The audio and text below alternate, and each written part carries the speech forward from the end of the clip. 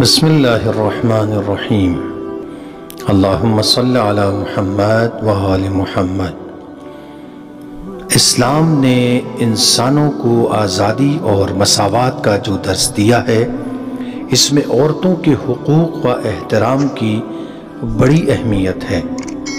اسلام نے معاشرے کی اکائی بیت یعنی گھر کو قرار دیا اور بیت کی تنظیم کا مرکز عورت کو بنایا۔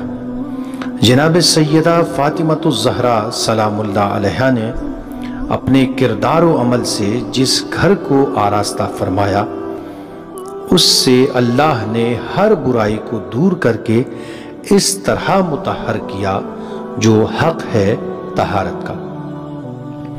جناب سیدہ فاطمۃ الزہرا سلام اللہ علیہا کی مرکزی حیثیت کا اندازہ اس سے کیا جا سکتا ہے کہ اللہ تعالیٰ نے اہل بیت نبوت کا تعارف آپ ہی کے حوالے سے کرایا اور آپ کو معدن رسالت قرار دیا۔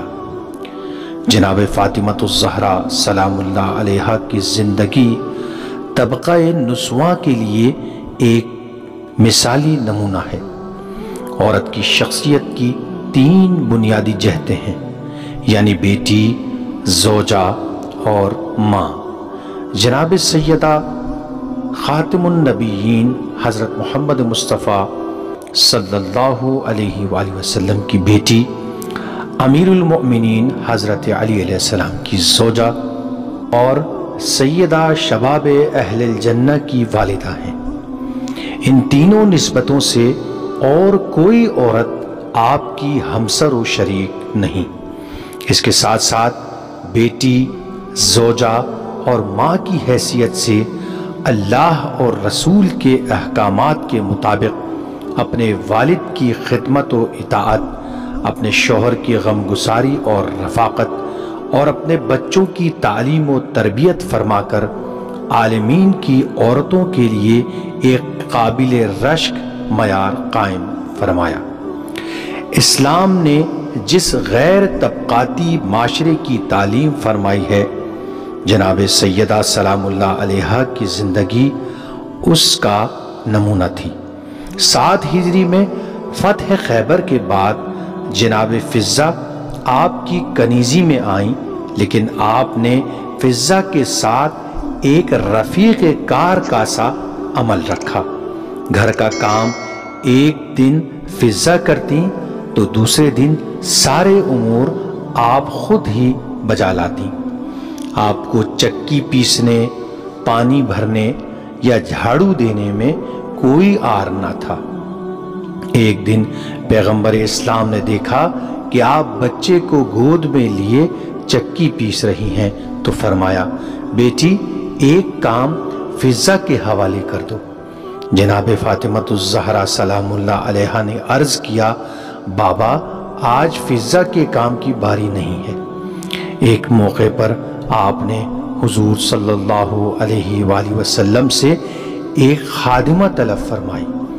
حضور نے فرمایا کہ میں تمہیں ایک ایسی چیز عطا کرتا ہوں جو خادمہ سے بدرجہ بہتر ہے۔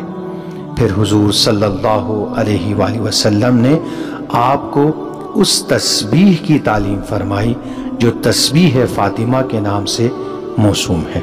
آپ کی فضیلت میں متعدد آیات و احادیث نقل کی جاتی ہیں۔